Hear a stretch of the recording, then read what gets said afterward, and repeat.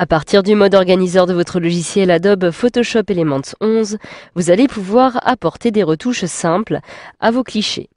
Alors vous pouvez ainsi par exemple modifier les niveaux de netteté et de contraste, ou encore aussi retoucher les yeux rouges. Nous allons donc commencer par une retouche des yeux rouges.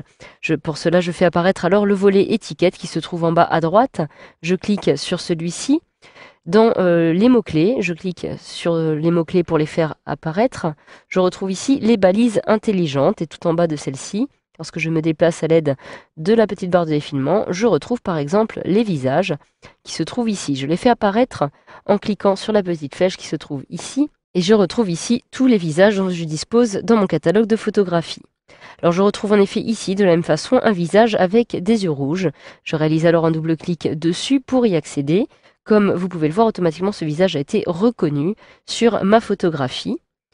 J'ai donc la possibilité, dans un premier temps, de modifier les yeux rouges. Alors pour cela, il me suffit tout simplement de cliquer sur Retoucher, qui se trouve tout en bas à droite. Comme vous pouvez le voir, il y a ici une petite icône totalement consacrée à la correction des yeux rouges.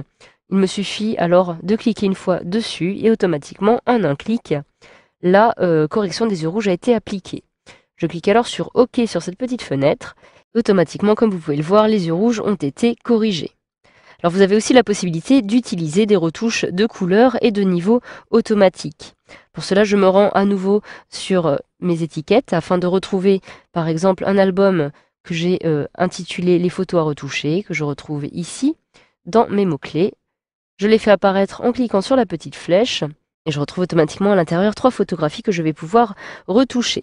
Alors dans un premier temps, je clique par exemple sur celle-ci que je souhaite retoucher afin de faire apparaître un peu plus les détails sur ma photographie. Je me rends à nouveau dans Retoucher, je clique alors ici et je vais choisir dans un premier temps une retouche optimisée automatique. Il s'agit de cette petite icône-ci qui va me permettre d'améliorer automatiquement les couleurs, les tons sombres, les tons clairs de ma photographie. Je réalise un double clic directement sur cette photo afin de faire apparaître la nouvelle photographie qui vient d'être retouchée. Je peux en effet voir que les détails sont désormais bien plus apparents.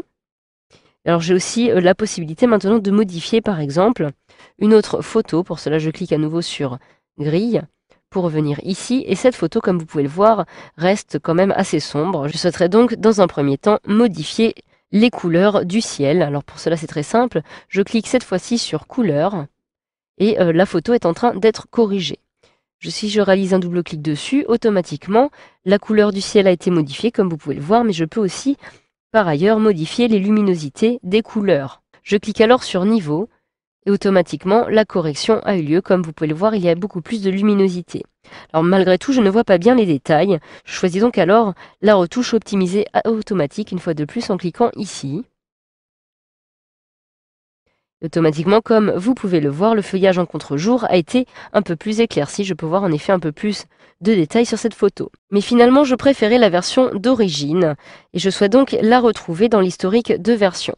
Je clique alors sur Grille pour retourner aux photographies dont je dispose et comme vous pouvez le voir, chacune de mes photos que je viens de modifier dispose d'une petite flèche à chaque fois. Lorsque je clique sur cette petite flèche, eh bien je peux retrouver facilement les versions antérieures. En effet, je retrouvais ici la première photographie dont je disposais et ici la version finale, la version modifiée.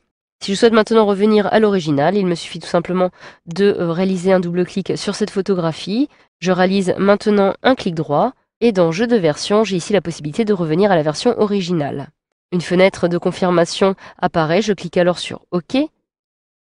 Je clique à nouveau sur OK et automatiquement, si je retourne sur ma grille, je retrouve une seule photo.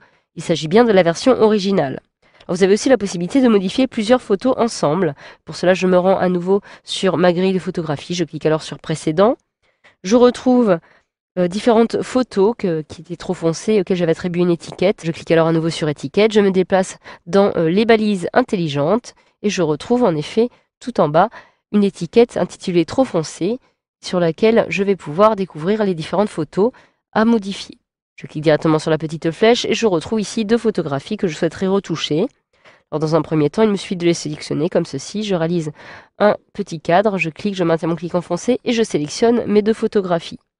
Après les avoir sélectionnées, je me rends une fois de plus dans Retoucher, puis je clique cette fois-ci sur Retouche optimisée automatique. Comme vous pouvez le voir, les 2 photos sont en train d'être traitées par la correction automatique. Une fois que les deux photos ont été modifiées, si vous ne souhaitez plus maintenant que conserver la dernière version, il vous suffit tout simplement de les faire apparaître comme ceci à l'aide des petites flèches, de réaliser un clic droit sur l'ancienne version, de cliquer sur supprimer du catalogue, sur OK. De la même façon, je procède pour la deuxième photo, clic droit, puis je clique sur supprimer du catalogue, je clique à nouveau sur OK, oui, et j'ai donc conservé directement les deux versions modifiées de mes photographies. Voilà, grâce à cette formation, vous savez désormais comment réaliser des retouches simples avec vos photographies directement depuis votre logiciel Adobe Photoshop Elements 11.